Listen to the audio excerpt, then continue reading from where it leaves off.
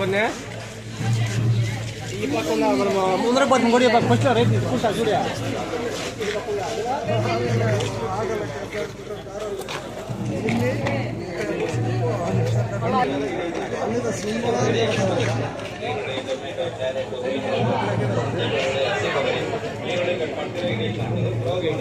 ಪೂರ್ತಿ ಸಣ್ಣ ಬೇಕಾದ್ರೆ ಇನ್ನೂ 4 ಸರಿ ಈ ಥರ ಒತ್ತು ಬಿಟ್ಟರೆ ಪೂರ್ತಿ ಪುಡಿ ಆಗುತ್ತೆ. 200 ರೂಪಾಯಿ ಸರ್, 500 ರೂಪಾಯಿ ಇರೋದು ಕಂಪ್ನಿ ಪ್ರಚಾರಕ್ಕೆ 200 ರೂಪಾಯಿ ಕೊಡ್ತಾರೆ. ಶುಂಠಿ ಬೆಳ್ಳುಳ್ಳಿ ಹಸಿ ಕೊಬ್ಬರಿ ಯೂಸ್ ಮಾಡ್ತೀನಿ ಅಂದ್ರೆ ಮಜ್ಜಿಗೆ ಎಲ್ಲ ರೆಡಿ ಮಾಡೋದು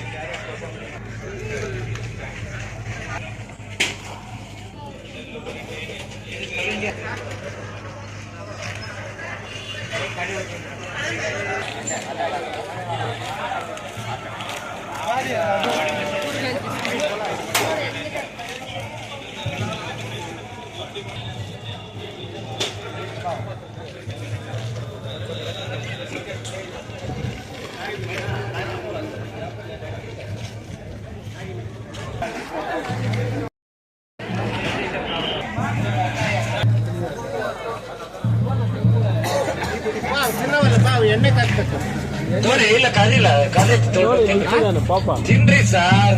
ಇದು ಜೋಳದ ಹಪ್ಪಳ, ಇದು ರಾಗಿ ಪಾಪ. 100 ರೂಪಾಯಿಗೆ 3 ಪ್ಯಾಕೆಟ್. ಅಕ್ಕಿ ತಿಂದವ ಅಕ್ಕಿ ಆದ, ರಾಗಿ ತಿಂದವ ಗಟ್ಟಿ ಆದ. ಬರೀ ಯಾವ್ದು ಜೋಳದ ಹಪ್ಪಳ ಕೊಡ. ಇದು ರಾಗಿದು ತಿಂದು ನೋಡಿ ಸರ್, ತುಂಬಾ ಚೆನ್ನಾಗಿದೆ ರಾಗಿದು ಟೇಸ್ಟ್ ನೋಡಿ. ಜೀವ ಹುಟ್ಟಿದ್ದ ತಿನ್ನಾಕ್ತಾರೆ, ಯೋಚನೆ ಮಾಡಂಗಿಲ್ಲ. ಓಯ್ ಓಯ್ ಹಿಂಸೆ ಇಸಿ ಕೊಡಂಗಿಲ್ಲ, ಒಬ್ಬೊಬ್ಬರಿಗೆ ಒಂದೊಂದೇ ಕೊಡೋದು. 100 ರೂಪಾಯಿ 3 ಪ್ಯಾಕೆಟ್.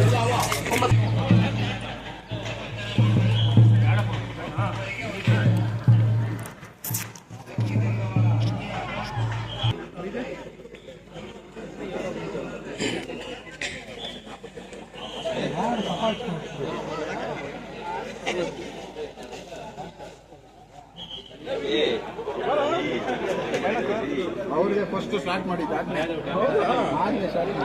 ನೀವು ಬನ್ನಿ ಅದರಲ್ಲಿ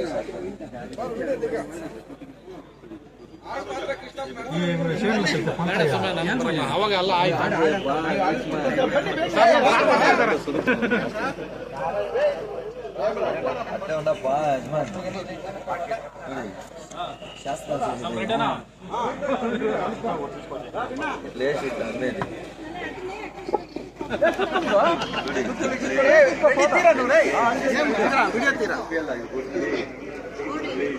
ಬೀಸೋಣ ಬೀಸೋಣ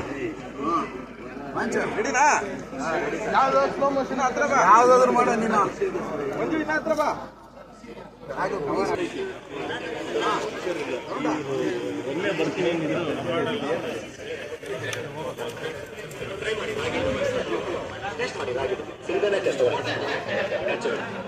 ಅಕ್ಕಿ ತಿಂದವ ಅಕ್ಕಿ ಆದ, ರಾಗಿ ತಿಂದವ ಗಟ್ಟಿ ಆದ. ತಿನ್ಬೇಕು ರಾಗಿನ, ಹೆಲ್ತಿ ಕೊಟ್ಟರೆ.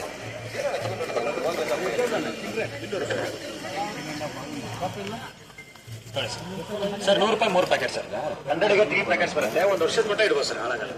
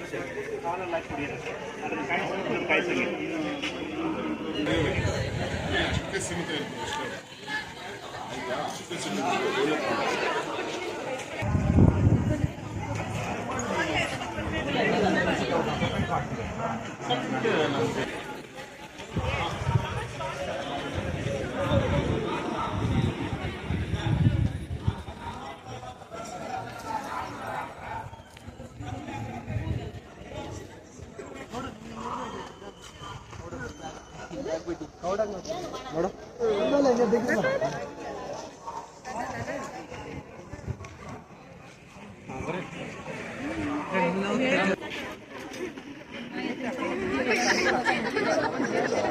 ಅರ್ಜೆಂಟ್ ಮಾಡ್ತಾ ಇದ್ದಾರೆ. ನನಗೆ ಫೋನ್ ಮಾಡ್ತಾರೆ, ನೀವು ಮಾಡ್ತಿರ್ಬೋದು. ನಿಮ್ಮ ಮಗ ಫೋನ್ ಮಾಡ್ತಾರೆ.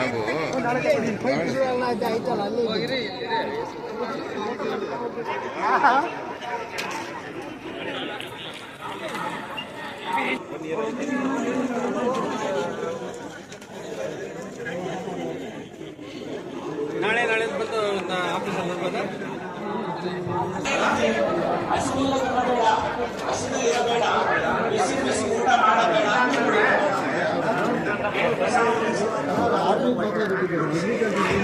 ಈ ದ್ರೋಣ್ ನೋಡಿ ದ್ರೋಣ್ ಪ್ರತಾಪ್ ನೆನಪಾಗ್ತಾ ಇದೆ ಅವ್ರಿಗೆ.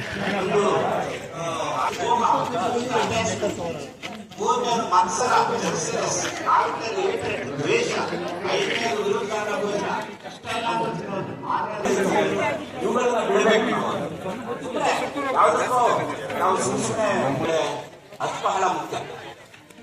ಅವ್ರು ಹೇಳ್ತಾರೆ, ಒಬ್ಬ ವಚನಕಾರರು ಸಿದ್ದೇಶ್ವರ ರೆಡ್ಡಿ ಸಂಬಸ್ಗೆ ಬೆಳೆದಡೆ ರೋಗ ಪ್ರಾಪ್ತಿಯಾಗುವುದಯ ಅಂತ.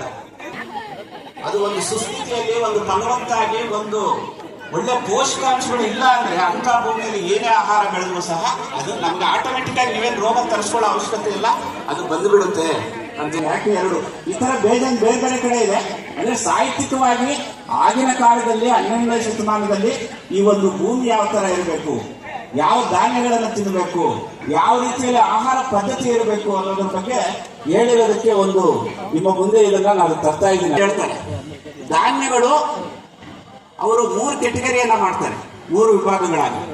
ಒಂದು ಋಣಾತ್ಮಕ ಧಾನ್ಯಗಳು, ಎರಡನೇದು ಧನಾತ್ಮಕ ಬಿಳಿ ಜೋಳ, ಇವುಗಳನ್ನ ಸಜ್ಜೆ. ಇವತ್ತು ನೋಡಿ, ನಮ್ಮ ದಕ್ಷಿಣ ಕರ್ನಾಟಕದಲ್ಲಿ ನಾವು 3 ಹೊತ್ತು ಮುದ್ದೆ ತಿಂತೀವಿ. ಯಾರಿಗೂ ಏನೂ ಆಗಿ ಏನಾದ್ರೂ ಆಗಿದೆಯಾ? ಮುದ್ದೆ ತಿಂದು 3 ಹೊತ್ತು ನಮಗೆ ಏನೂ ಆಗಿಲ್ಲ. ಅದೇ ಉತ್ತರ ಕರ್ನಾಟಕದಲ್ಲಿ ಜೋಳ ತಿನ್ನಾಗಿದ್ದೀವಿ. ಮತ್ತೆ ಮಹಾರಾಷ್ಟ್ರ ಮತ್ತು ಕೆಲವು ಭಾಗಗಳಿಗೆ ಹೋದ್ರೆ ಸಜ್ಜೆ ತಿಂತಾರ, ಅಲ್ಲೂ ಸಹ ಏನೂ ಆಗಿಲ್ಲ. ಅಂದ್ರೆ ಅವುಗಳನ್ನ ನೀವು ಎಷ್ಟೇ ತಿಂದ್ರು ಪಾಸಿಟಿವ್ ಇರಲ್ಲ, ನೆಗೆಟಿವ್ ಇರಲ್ಲ, ತಟಸ್ಥವಾಗಿರುತ್ತೆ, ಅದು ನಮ್ಮ ದೇಹಕ್ಕೆ ಚೆನ್ನಾಗಿರುತ್ತೆ ಅಂತ. ಇನ್ನು ಸಿರಿಧಾನ್ಯಗಳು, ಅವುಗಳನ್ನ ಧನಾತ್ಮಕ ಧಾನ್ಯಗಳು ಅಂತೀವಿ. ಹಂಗಂತ ನಾವು ಜಾಸ್ತಿ ತಿನ್ನಬಾರದು. ಅದರಿಂದನೂ ಸಹ ಸಾಕಷ್ಟು ಬೇರೆ ಬೇರೆ ರೀತಿಯಲ್ಲಿ ಸಮಸ್ಯೆಗಳಾಗಿದೆ ಕೆಲವರಿಗೆ. ಅದು ದೇಹದ ಒಂದು ಅವರ ಒಂದು ಶರೀರ ಕ್ರಿಯೆ ಮತ್ತೆ ಅದಕ್ಕೆ ಒಗ್ಗಿಕೊಳ್ಳುವ ಮೇಲೆ ಹೋಗುತ್ತೆ. ಯಾಕಂದ್ರೆ ಈಗ ಏಕಾಏಕಿ ನಾವು ಸಿರಿಧಾನ್ಯಗಳಿಗೆ ಶಿಫ್ಟ್ ಆಗಿಬಿಟ್ರೆ ದೇಹ ಒಗ್ಗಿಕೊಳ್ಳೋದಿಲ್ಲ. ಅದನ್ನ ಟ್ರೈನ್ ಮಾಡಿ ಎಲ್ಲವನ್ನ ಮಿಕ್ಸ್ ಮಾಡಿ ತಿನ್ನಬಾರದು ಅಂತ ಡಾಕ್ಟರ್ಸ್ ಆಯುರ್ವೇದಿಕ್ ಅವರು ಹೇಳೋರು. ನಾವು ಸಿರಿಧಾನ್ಯಗಳನ್ನ ಸೇವನೆ ಮಾಡಿದ್ರೆ ಇವತ್ತನ್ನ ರೊಟೇಷನ್ ಅಲ್ಲಿ ಮಾಡಬೇಕು. ಇದು ಸಹ ಬಹಳ ಮುಖ್ಯ. ಆದ್ರೆ ಈಗ ನಮ್ಮ ಮಾರ್ಕೆಟ್ ಅಲ್ಲಿರೋ ಪ್ರಾಡಕ್ಟ್ ಏನಿದೆ, ಮಲ್ಟಿಗ್ರೈನ್ಸ್ ಅಟ್ಟ ಅಂತಾರೆ, ಅದು ಯಾವುದೇ ರೀತಿಯಲ್ಲಿ ನಮ್ಮ ದೇಹಕ್ಕೆ ಬೇಕಾಗಿರೋ ಪೋಷಕಾಂಶಗಳನ್ನ ಸೇರೋದ್ರಲ್ಲಿ ವಿಫಲ ಆಗುತ್ತೆ. ಮೊನ್ನೆ ಯಾವುದೋ ಒಂದು ನೋಡಿದೆ, ಕೆಲವು ಅದರಲ್ಲಿ ಏನ್ ಹೇಳಿದೆ ಅನ್ನೋದನ್ನ ಸ್ವಲ್ಪ ನೋಡೋಣ. ನೆಕ್ಸ್ಟ್ ಸೊ ಈ ಸಿರಿಧಾನ್ಯಗಳು, ಈಗ ನಾನು ಹೇಳಿದೆ, ನಾವು ಬರೀ ರಾಗಿ, ಜೋಳ, ಸಜ್ಜೆ, ಸಾಮೆ, ನವಣೆ, ಆರ್ಕ, ಬರ್ಗು, ಊದ್ರು, ಈ 9 ಅಷ್ಟೇ